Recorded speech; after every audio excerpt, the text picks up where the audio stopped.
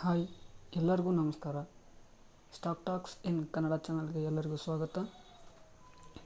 ಇವತ್ತಿನ ವಿಡಿಯೋ ಶುರು ಮಾಡೋದಕ್ಕಿಂತ ಮುಂಚೆ ನೀವಿನ್ನೂ ನಮ್ಮ ಚಾನಲ್ಗೆ ಸಬ್ಸ್ಕ್ರೈಬ್ ಆಗಿಲ್ಲ ಅಂದರೆ ಕೆಳಗಡೆ ಕಾಣ್ತಕ್ಕಂಥ ಸಬ್ಸ್ಕ್ರೈಬ್ ಬಟನ್ನ ಕ್ಲಿಕ್ ಮಾಡಿ, ಹಾಗೆ ಪಕ್ಕದಲ್ಲಿರ್ತಕ್ಕಂಥ ಬೆಲ್ ಐಕಾನ್ ಮೇಲೆ ಕ್ಲಿಕ್ ಮಾಡಿ. ಇವತ್ತಿನ ವಿಡಿಯೋ ಏನಪ್ಪ ಅಂದರೆ ಸ್ಟಾಕ್ಸ್ ಬಗ್ಗೆ. ಹಿಂದಿನ ವಿಡಿಯೋದಲ್ಲಿ ಸ್ಟಾಕ್ ಮಾರ್ಕೆಟ್ ಅಂದರೆ ಏನಂತ ತಿಳ್ಕೊಂಡಿದ್ವಿ, ಅದರ ಟೈಪ್ಸನ್ನು ತಿಳ್ಕೊಂಡಿದ್ವಿ. ಇವತ್ತು ಸ್ಟಾಕ್ಸ್ ಅಂದರೆ ಏನಂತ ತಿಳ್ಕೊಳ್ಳೋಣ. A stock is a security that represents a fractional ownership in a company. ಅಂದರೆ ಸ್ಟಾಕು ಒಂದು ಸೆಕ್ಯೂರಿಟಿ.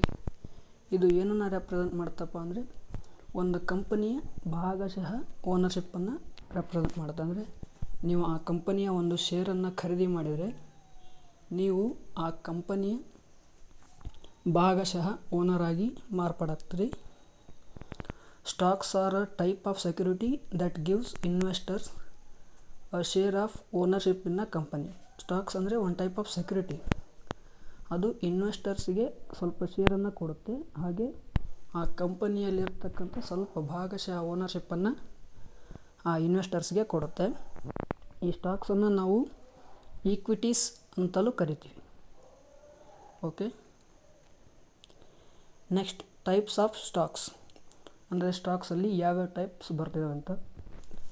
ಮೊದಲನೇದು ಪೆನ್ನಿ ಸ್ಟಾಕ್ಸ್.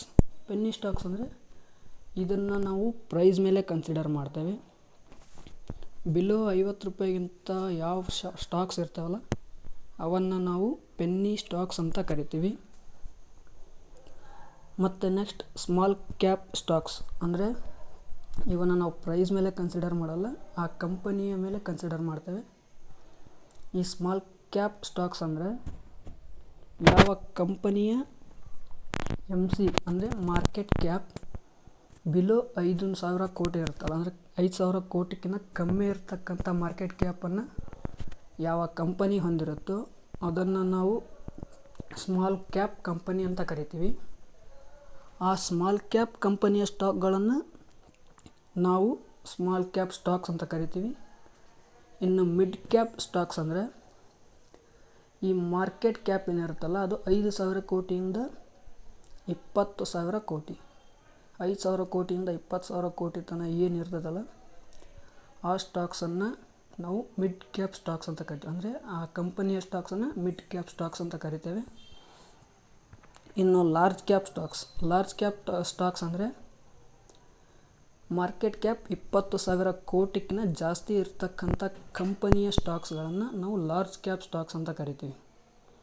ಇನ್ನು ಬ್ಲೂ ಚಿಪ್ ಸ್ಟಾಕ್ ಅಂದರೆ ಇವು same as it is large cap stocks ಥರನೇ, ಆದರೆ ಇವು ಸ್ವಲ್ಪ ಜಾಸ್ತಿ ಗುಡ್ ವಿಲ್ಲನ್ನು ಹೊಂದಿರುತ್ತೆ. ಅಂದರೆ ಗುಡ್ ವಿಲ್ ಅಂದರೆ ಒಳ್ಳೆಯ ನೇಮನ್ನು ಸೊಸೈಟಿಯಲ್ಲಿ ಹೊಂದಿರುತ್ತೆ. ಈ ಸ್ಟಾಕ್ಸನ್ನು ನಾವು ಒಂದು ಸ್ಟಾಕ್ ಮಾರ್ಕೆಟ್ನ ಒಂದು ಸ್ಕೂಲ್ ಅಂತ ತಿಳ್ಕೊಂಡಾಗ ಪೆನ್ನಿ ಸ್ಟಾಕ್ಸ್ ಅಂದರೆ ಬಿಲೋ ಆ್ಯಾವ್ರೇಜ್ ಸ್ಟೂಡೆಂಟ್ಸ್, ಅಂದರೆ ಕಮ್ಮಿ ಮಾರ್ಕ್ಸ್ ತಗೊಳ್ತಕ್ಕಂಥ ಸ್ಟೂಡೆಂಟ್ಸ್ ಅನ್ಕೋಬೋದು. ಸ್ಮಾಲ್ ಕ್ಯಾಪ್ಸ್ ಮಿಡ್ ಕ್ಯಾಪ್ಸ್ ಅಂದರೆ ಒಂದು ಆ್ಯಾವ್ರೇಜ್ ಸ್ಟೂಡೆಂಟ್ಸ್ ಅಂತ ತಿಳ್ಕೊಬೋದು. ಲಾರ್ಜ್ ಕ್ಯಾಪ್ ಅಂದರೆ ಚೆನ್ನಾಗಿ ಮಾರ್ಕ್ಸ್ ತೆಗೆದುಕೊಂಥ ಸ್ಟೂಡೆಂಟ್ಸು. ಮತ್ತು ಬ್ಲೂ ಚಿಪ್ ಸ್ಟಾಕ್ಸ್ ಅಂದರೆ ಚೆನ್ನಾಗಿ ಮಾರ್ಕ್ಸ್ ತೆಗೆದುಕೊಳ್ತಕ್ಕಂಥ ಸ್ಟೂಡೆಂಟ್ಸು, ಅವರು ಮತ್ತು ಟೀಚರ್ ಜೊತೆಗೆ ಒಳ್ಳೆಯ ಹೆಸರನ್ನು ಹೊಂದಿರ್ತಾರೆ. ಇವ್ರನ್ನ ನಾವು ಬ್ಲೂ ಚಿಪ್ ಸ್ಟಾಕ್ಸ್ ಅಂತ ಕರಿಬೋದು. ಇದು ಒಂದು ಎಕ್ಸಾಂಪಲ್ ಥರ. ಇಲ್ಲಿ ನಾವು ಪೆನ್ನಿ ಸ್ಟಾಕ್ಸನ್ನು ಬಿಲೋ ಆ್ಯಾವ್ರೇಜ್ ಸ್ಟೂಡೆಂಟ್ಸ್ ಅಂತೀವಿ. ಅಂದರೆ ಅವ್ರನ್ನ ಕೇರ್ಲೆಸ್ ಮಾಡೋಗಿಲ್ಲ. ಅವರು ಒಂದು ದಿವಸ ಲಾರ್ಜ್ ಕ್ಯಾಪ್ ಸ್ಟಾಕ್ಸ್ ಥರನೂ ಬರ್ಬೋದು. ಅಂದರೆ ಅವ್ರು ಬಿಲೋ 50 ರೂಪಾಯಿ ಇದ್ದಾರೆ ಅಂತ ಅವ್ರನ್ನ ಕೇರ್ಲೆಸ್ ಮಾಡೋ ಹಾಗಿಲ್ಲ. ಆ ಥರ ಲಾರ್ಜ್ ಕ್ಯಾಪ್ ಸ್ಟಾಕ್ಸನ್ನು ನಾವು ಏನಂತಾರೆ ಅವನ್ನೇ ನಂಬ್ಕೊಳ್ಳೋ ಹಾಗಿಲ್ಲ, ಯಾಕಂದರೆ ಅವು ಒಂದು ದಿವಸ ಕೆಳಗಡೆನೂ ಹೋಗ್ಬೋದು. ನೆಕ್ಸ್ಟ್ ಬಂದುಬಿಟ್ಟು ಸ್ಟಾಕ್ ಎಕ್ಸ್ಚೇಂಜ್. ಈ ಸ್ಟಾಕ್ ಎಕ್ಸ್ಚೇಂಜ್ ಅಂದರೆ ಇದು ಒಂದು platform where buyers and sellers come together to trade financial tools during a specific hours of the business day according to the guidelines of the SEBI. ಅಂದರೆ ಇದೊಂದು ಪ್ಲ್ಯಾಟ್ಫಾರ್ಮ್ ಮತ್ತು ಬೈಯರ್ಸಿಗೆ ಮತ್ತು ಸೆಲ್ಲರ್ಸಿಗೆ ಒಂದು ಪ್ಲ್ಯಾಟ್ಫಾರ್ಮ್ ಆಗಿರುತ್ತೆ. ಈ ಸ್ಟಾಕ್ಸನ್ನು ಒಬ್ಬರು ಬೈ ಮಾಡಬೇಕು, ಒಬ್ಬರು ಸೆಲ್ ಮಾಡಬೇಕು. ಇವು ಎರಡನ್ನು ನೋಡ್ಕೊಳ್ತಕ್ಕಂಥ ಒಂದು ಪ್ಲ್ಯಾಟ್ಫಾರ್ಮನ್ನು ನಾವು ಸ್ಟಾಕ್ ಎಕ್ಸ್ಚೇಂಜ್ ಅಂತ ಕರಿತೀವಿ. ಇದು ಯಾವುದರ ಬೇಸ್ ಮೇಲೆ ವರ್ಕ್ ಆಗುತ್ತಪ್ಪ ಅಂದರೆ ಸೆಬಿ ಗೈಡ್ಲೈನ್ಸ್ ಮೇಲೆ ವರ್ಕ್ ಆಗುತ್ತೆ. ಈ ಸೆಬಿ ಏನಪ್ಪ ಅಂದರೆ securities exchange board of India, ಇದು ಗೌರ್ಮೆಂಟ್ ಕಂಟ್ರೋಲಲ್ಲಿರುತ್ತೆ. ನಮ್ಮ ಭಾರತದಲ್ಲಿ ಮೇಜರ್ ಆಗಿರ್ತಕ್ಕಂಥ ಸ್ಟಾಕ್ ಎಕ್ಸ್ಚೇಂಜಸ್ ಯಾವಂದರೆ ಇರೋದು ಎರಡು, NSE ಮತ್ತು BSE. NSE ಅಂದರೆ ನ್ಯಾಷನಲ್ ಸ್ಟಾಕ್ ಎಕ್ಸ್ಚೇಂಜ್, BSE ಅಂದರೆ ಬಾಂಬೆ ಸ್ಟಾಕ್ ಎಕ್ಸ್ಚೇಂಜ್. ನೆಕ್ಸ್ಟ್ ನೋಡೋಣ ಟ್ರೇಡಿಂಗ್ ಅಂದರೆ ಏನು ಅಂತ. ಟ್ರೇಡಿಂಗ್ ಅಂದರೆ it is a action or activity of buying and selling of stocks and shares. ಶೇರ್ಸನ್ನು ಖರೀದಿ ಮಾಡೋದು ಮತ್ತು ಮಾರಾಟ ಮಾಡ್ತಕ್ಕಂಥ ಒಂದು ಆ್ಯಕ್ಷನನ್ನು ಅಥವಾ ಒಂದು ಕೆಲಸವನ್ನು ಟ್ರೇಡಿಂಗ್ ಅಂತ ಕರಿತೀವಿ. ಈ ಟ್ರೇಡಿಂಗು ಎಕ್ಸ್ಚೇಂಜ್ ಇರುತ್ತೆ, ಅಂದರೆ ಒಂದು ಖರೀದಿ ಏನಾದರೂ ಮಾಡ್ಬೋದು, ಇಲ್ಲ ಸೆಲ್ ಆದರೂ ಮಾಡ್ಬೋದು. ನೀವು ಖರೀದಿ ಮಾಡಿದಾಗ ನಿಮ್ಮ ಕಡೆಯಿಂದ ದುಡ್ಡು ಹೋಗುತ್ತೆ, ಶೇರ್ಸ್ ಬರುತ್ತೆ. ನೀವು ಸೆಲ್ ಮಾಡಿದಾಗ ಶೇರ್ಸ್ ಹೋಗುತ್ತೆ, ದುಡ್ಡು ಬರುತ್ತೆ. ಈ ಥರ ಎಕ್ಸ್ಚೇಂಜ್ ಆಗುತ್ತೆ ಒಂದು ಕಮೋಡಿಟಿಗೆ ಇನ್ನೊಂದು commodity. This trading done for the purpose of search of quick profits. ಅಂದರೆ ಈ ಟ್ರೇಡಿಂಗ್ನ ಎದಕ್ಕೆ ಮಾಡ್ತೀವಪ್ಪ ಅಂದರೆ ಕ್ವಿಕ್ ಪ್ರಾಫಿಟ್, ಹಿಂದಲೇ ನಮಗೆ ಭಾಳ ಬೇಗನೆ ಪ್ರಾಫಿಟ್ ಬರೋದಕ್ಕೋಸ್ಕರ ಟ್ರೇಡಿಂಗನ್ನು ಮಾಡ್ತೇವೆ. ನೆಕ್ಸ್ಟ್ ನೋಡೋಣ ಟೈಪ್ಸ್ ಆಫ್ ಟ್ರೇಡಿಂಗ್. ಈ ಟೈಪ್ಸ್ ಆಫ್ ಟ್ರೇಡಿಂಗ್ ಅಂದರೆ ಟ್ರೇಡಿಂಗಲ್ಲಿ ಯಾವ್ಯಾವ ಟೈಪ್ಸ್ ಇದ್ದಾವೆ ಅಂತ ನೋಡೋಣ. Day trading. ಡೇ ಟ್ರೇಡಿಂಗ್ ಅಂದರೆ ಹೆಸರು ಹೇಳ್ತಿದೆ, ಒಂದು ದಿನದ ಒಳಗಡೆ, ಅಂದರೆ ಇವತ್ತು ಬೆಳಗ್ಗೆ ಮಾರ್ಕೆಟ್ 9:15ಕ್ಕೆ ಓಪನ್ ಆಗುತ್ತಲ್ವ, ಆವಾಗ ಖರೀದಿ ಮಾಡೋದು. ಅಂದರೆ ಆ ಸಮಯದಿಂದ 3:30 ಸಾಯಂಕಾಲ ಕ್ಲೋಸ್ ಆಗೋ ಟೈಮು, ಆ ಟೈಮ್ ಗ್ಯಾಪ್ ಒಳಗಡೆ ಯಾವುದಾದ್ರೂ ಒಂದು ಶೇರನ್ನು ಖರೀದಿ ಮಾಡಿ ಅದೇ ದಿವಸದೊಳಗಡೆ ಮಾರಾಟ ಮಾಡೋದು, ಅದನ್ನು ಡೇ ಟ್ರೇಡಿಂಗ್ ಅಂತ ಕರಿತೀವಿ. ಇದಕ್ಕಿಂತ ಮುಂಚೆ ಸ್ಕ್ಯಾಲ್ಪಿಂಗ್ ಅಂತ ಒಂದು ಬರುತ್ತೆ, ಅಂದರೆ ಅದು ಡೇ ಟ್ರೇಡಿಂಗ್ ಒಳಗಡೆ ಇನ್ಕ್ಲೂಡ್ ಆಗುತ್ತೆ. ಅದು ಏನಂದರೆ ಮಿನಿಟ್ಸ್ ಸೆಲ್ಲಿಂಗ್, ಸ್ವಲ್ಪ ಹೊತ್ತಿಗಿನ ಮುಂಚೆನೇ ಖರೀದಿ ಮಾಡೋದು, ಸ್ವಲ್ಪ ಒಂದು ಕೆಲವೇ ನಿಮಿಷಗಳಲ್ಲಿ ಸೆಲ್ ಮಾಡೋದನ್ನ ಸ್ಕ್ಯಾಲ್ಪಿಂಗ್ ಅಂತ ಕರಿತೀವಿ. ಅದು ಡೇ ಟ್ರೇಡಿಂಗಲ್ಲೇ ಇನ್ಕ್ಲೂಡ್ ಆಗುತ್ತೆ. ನೆಕ್ಸ್ಟ್ ಬಂದು ಸ್ವಿಂಗ್ ಟ್ರೇಡಿಂಗ್. ಈ ಸ್ವಿಂಗ್ ಟ್ರೇಡಿಂಗ್ ಅಂದರೆ ಡೇ ಟ್ರೇಡಿಂಗ್ ಅಂದರೆ ಒಂದೇ ದಿವಸದೊಳಗಡೆ, ಸ್ವಿಂಗ್ ಟ್ರೇಡಿಂಗ್ ಅಂದರೆ ಕೆಲವು ವಾರಗಳಲ್ಲಿ, ಅಂದರೆ ಇವತ್ತು ಖರೀದಿ ಮಾಡಿಕೊಂಡು ಕೆಲವು ವಾರಗಳ ನಂತರ ಅದ್ರ ಒಳಗಡೆ ಸೆಲ್ ಮಾಡೋದು. ಈಗ ಇವತ್ತು ಖರೀದಿ ಮಾಡಿಕೊಂಡು ಮುಂದಿನ ಗುರುವಾರನೋ ಅಥವಾ ಅದರ ನೆಕ್ಸ್ಟ್ ಗುರುವಾರನೋ ಅಥವಾ ಒಂದು ತಿಂಗಳ ಒಳಗಡೆ ಯಾವ ವಾರ ಬರ್ತಾವಲ್ಲ ಆ ವಾರಗಳ ನಡುವೆ ಸೆಲ್ ಮಾಡೋದನ್ನು ಸ್ವಿಂಗ್ ಟ್ರೇಡಿಂಗ್ ಅಂತ ಕರಿತೀವಿ. Next positional trading. Positional trading ಅಂದರೆ ಕೆಲವು ನಡುವೆ, ಅಂದರೆ ಈ ತಿಂಗಳ ಖರೀದಿ ಮಾಡಿಕೊಂಡು ನವಂಬರಲ್ಲಿ ಖರೀದಿ ಮಾಡಿ ನಾವು ಡಿಸೆಂಬರಲ್ಲಾದರೂ ಮಾರ್ಬೋದು, ಜನವರಿಯಲ್ಲಾದರೂ ಮಾರ್ಬೋದು. ಆದರೆ ಕೆಲವೇ ತಿಂಗಳುಗಳ ನಡುವೆ ಮಾರೋದನ್ನು ಸ್ವಿಂಗ್ ಟ್ರೇಡಿಂಗ್ ಅಂತ ಕರಿತೀವಿ, ಪೊಸಿಷನಲ್ ಟ್ರೇಡಿಂಗ್ ಅಂತ ಕರಿತೀವಿ. ಪೊಸಿಷನಲ್ ಟ್ರೇಡಿಂಗ್ ಅಂದರೆ 6 ತಿಂಗಳು ಒಳಗಡೆ ಮಾರಬೇಕು ನೀವು ಶೇರ್ಸನ್ನು.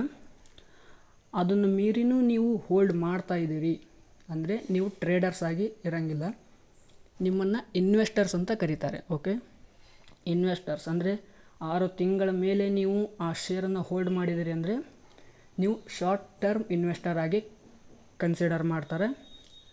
ಅದೇ 1 ಇಯರ್ ಅಂದರೆ 6 ತಿಂಗಳಿಂದ 1 ವರ್ಷದೊಳಗಿದ್ರೆ ಶಾರ್ಟ್ ಟರ್ಮ್, ಅದೇ 1 ವರ್ಷದ ಮೇಲೆ ಆದರೆ ನಿಮ್ಮನ್ನು ಲಾಂಗ್ ಟರ್ಮ್ ಇನ್ವೆಸ್ಟರ್ ಅಂತ ಕರೀತಾರೆ. ನೆಕ್ಸ್ಟ್ ನೋಡೋದಾದರೆ ಟೈಪ್ಸ್ ಆಫ್ ಟ್ರೇಡಿಂಗ್ ಇನ್ಸ್ಟ್ರೂಮೆಂಟ್ಸ್. ಅಂದರೆ ಈಗ ನಾವು ಹಿಂದೆ ಇದರಲ್ಲಿ ಟೈಪ್ಸ್ ಆಫ್ ಟ್ರೇಡಿಂಗ್ ನೋಡಿದ್ವಿ, ಈಗ ಟೈಪ್ಸ್ ಆಫ್ ಟ್ರೇಡಿಂಗ್ ಇನ್ಸ್ಟ್ರೂಮೆಂಟ್ಸ್ ಅಂದರೆ ನೀವು ಯಾವುದರ ಮೇಲೆ ಟ್ರೇಡಿಂಗನ್ನು ಮಾಡಬಹುದು ಅಂತ. ನೀವು ಈಕ್ವಿಟೀಸ್ ಮೇಲೆ ಟ್ರೇಡಿಂಗ್ ಮಾಡ್ಬೋದು. ಕಂಪ್ನಿ ಸ್ಟಾಕ್ ಮಾರ್ಕೆಟಲ್ಲಿ ಈಕ್ವಿಟೀಸ್ ಅಂದರೆ ಅದೇನು ಬೇರೆ ಅಲ್ಲ, ಶೇರ್ಸ್ ಆಫ್ ದ ಕಂಪನಿ. ಯಾವುದೋ ಒಂದು ಕಂಪನಿಯ ಶೇರನ್ನು ಟ್ರೇಡಿಂಗ್ ಮಾಡೋದನ್ನು ನಾವು ಈಕ್ವಿಟೀಸ್ ಟ್ರೇಡಿಂಗ್ ಅಂತ ಕರಿತೀವಿ. ಇನ್ನು ನೆಕ್ಸ್ಟ್ ಬರೋದು ಡಿರೈವೇಟಿವ್ಸ್. ಡಿರೈವೇಟಿವ್ಸ್ ಅಂದರೆ ಅವು ಫ್ಯೂಚರ್ಸ್ ಆ್ಯಂಡ್ ಆಪ್ಷನ್ಸ್ ಅಂತ ಬರುತ್ತೆ. ಫ್ಯೂಚರ್ಸ್ ಆ್ಯಂಡ್ ಆಪ್ಷನ್ಸ್ ಅಂದರೆ ಯಾವುದೋ ಒಂದು ಶೇರನ್ನು ನಾಳೆ ಇದು ಶೇರು ಈ ಲೆವೆಲ್ ಮುಟ್ಟುತ್ತೆ, ಅಥವಾ ಯಾವುದೋ ಒಂದು ಇದು ಬರುತ್ತೆ, ಮಾರ್ಕೆಟ್ ಇಂಡಿಸಸ್ ಬರುತ್ತೆ, ಸೆನ್ಸೆಕ್ಸ್, ನಿಫ್ಟಿ, ಬ್ಯಾಂಕ್ ನಿಫ್ಟಿ. ಈ ಸೆನ್ಸೆಕ್ಸು ನಾಳೆ ಈ ಲೆವೆಲ್ ಮುಟ್ಟುತ್ತೆ ಅಂತ ಟ್ರೇಡಿಂಗ್ ಮಾಡೋದನ್ನು ಡೆರೈವೇಟಿವ್ಸ್ ಅಂತ ಹೇಳ್ತೀವಿ.